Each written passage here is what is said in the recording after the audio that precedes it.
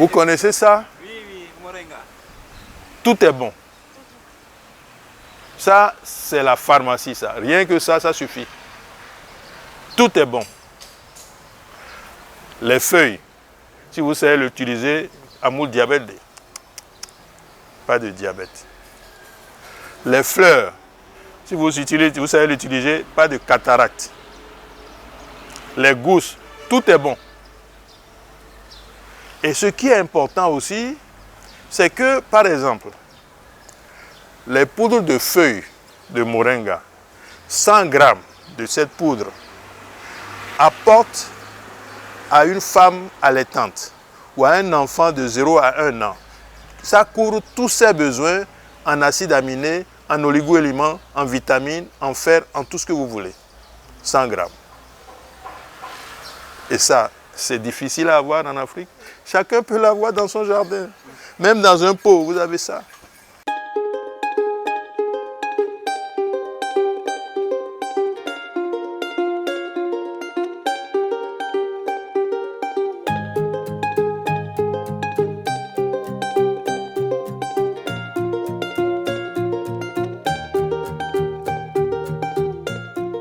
En 2014, Obama a invité les chefs d'État africains à la Maison Blanche.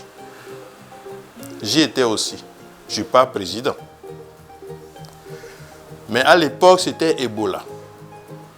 Au lieu de parler de business, on a parlé de Ebola. L'ambassadeur André Youm m'a interpellé et dit « Docteur, trouvez la solution à Ebola ». Après avoir fait une petite tournée dans les pays africains, je lui ai envoyé 5 produits à base de plantes. L'ambassadeur André Youm a mis en place une grosse structure de recherche, même l'Institut de recherche de l'armée américaine, qui est la plus grosse structure de recherche au monde. Ils ont testé ces 5 produits dans toutes les variétés de virus à Ebola. Au laboratoire, ça marche sur tous les virus.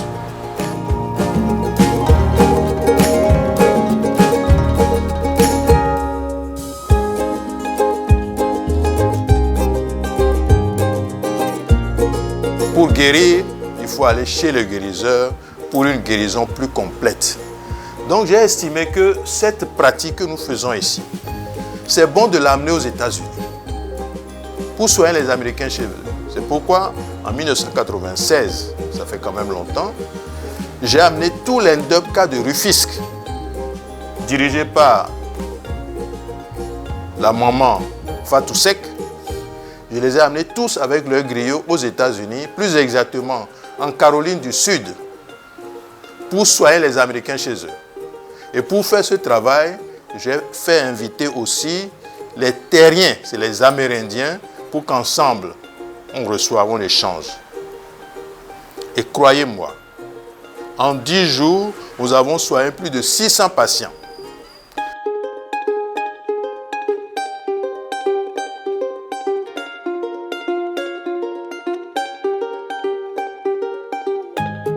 Nous avons hospitalisé à l'époque des malades. C'est toujours des cohortes de 20 patients. On prend 26 mois, ils vont chez eux. 26 mois. Et on les reconvoque 6 mois plus tard. On fait leur charge virale, leur CD4. Quand c'est normal, on dit rentrez chez vous. Mais comme nous-mêmes Africains, nous ne prenons pas au sérieux ce que nous faisons. Parce que les autorités de l'époque savent bien ce que nous faisons. Mais personne ne nous encourage. Personne ne nous prend au sérieux. J'ai estimé qu'il faut aller aux États-Unis. J'ai été aux États-Unis. J'ai rencontré l'ambassadeur André Youm. Peut-être que vous ne le connaissez pas. C'est le bras droit de Martin Luther King, qui m'a introduit dans certaines universités américaines. J'ai apporté à cette université 5 produits à base de plantes que nous utilisons à Malango. Ils ont testé les 5 produits sur toutes les variétés du VIH. Ça marche 100%. 100%.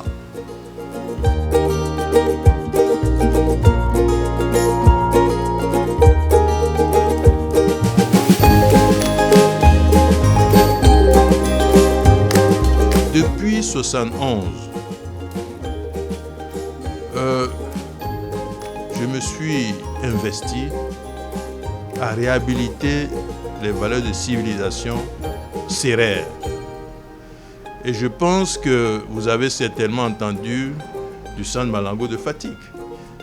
Ben, c'est moi qui l'ai construit. Il n'y a pas quelqu'un qui m'a donné un sac de ciment pour m'aider. J'ai organisé tous les guérisseurs sérères, tous les saltigués sérères. Mais avant de le faire, j'ai parcouru 265 villages. C'est difficile d'avoir un Sénégalais qui connaît le Sine mieux que moi au point de vue village. Croyez-moi, après 30 ans, j'ai fait venir des chercheurs américains, européens pour évaluer le travail de ces guérisseurs. Nous avons 65% de guérison totale, toutes maladies confondues. 25% d'amélioration quantifiable. Ça veut dire quoi? 65 et 25, ça fait 90% de bons résultats. Aucune clinique au monde n'a ce résultat. Et croyez-moi, nous n'avons jamais renvoyé un patient qui tape à notre porte. Même des malades qui viennent sur brancard, qui sont renvoyés des hôpitaux. Et nous hospitalisons dans ce centre. Aucun décès noté en plus de 30 ans d'exercice.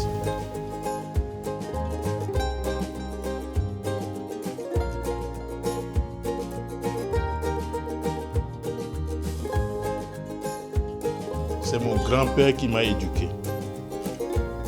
C'est lui mon maître. Et lui, c'est son papa. Il est le fils aîné du dernier roi de la civilisation Tado, de cette civilisation qui va du Ghana, Togo, Bénin au Nigeria. Je suis de la civilisation Tado. Ça, je me sens dans ça.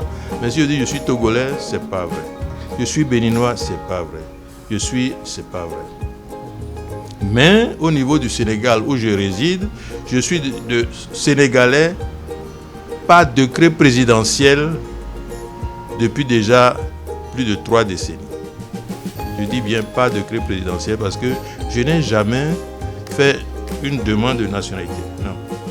C'est les autorités de l'époque qui ont estimé que ce que je fais pour le Sénégal, c'est suffisamment important pour qu'on fasse de moi un Sénégalais précieux par décret présidentiel.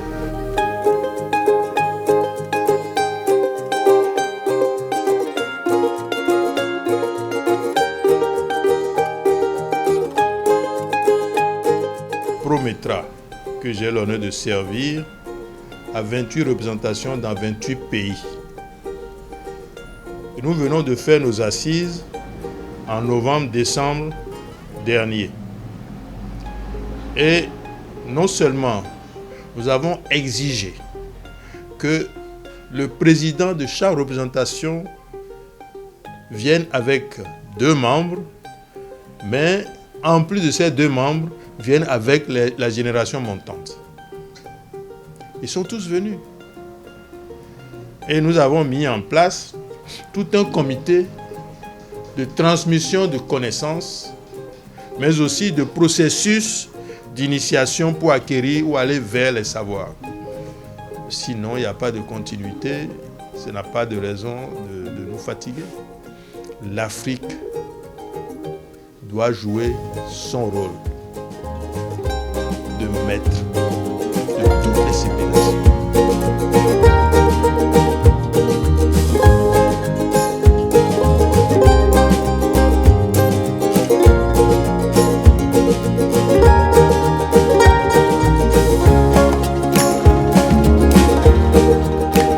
Pourquoi on ne peut pas réhabiliter officiellement nos valeurs de civilisation? Moi, je ne demande pas... Non. Il faut que nos gouvernements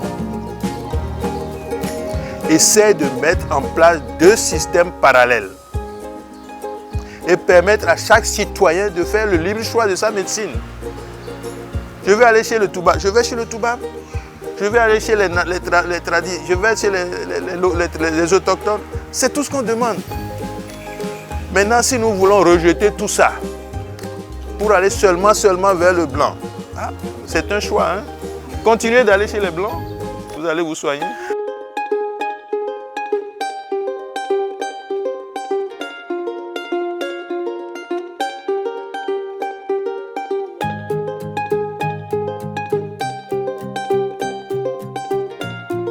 a des charlatans partout, évidemment. Hein. Il y a, quand, par exemple, au Sénégal, à Dakar ici, il y a même des gens qui vont à la télé et qui disent du n'importe quoi. Ils sont capables de ressusciter les morts. Il faut faire attention. Il faut faire attention. Celui qui détient le savoir et qui vraiment est capable ne parle pas. Si vous ne connaissez pas la bonne plante, et par cause de l'argent, vous poussez les gens, eh ben, ça va faire des insuffisances rénales, ça va faire du n'importe quoi.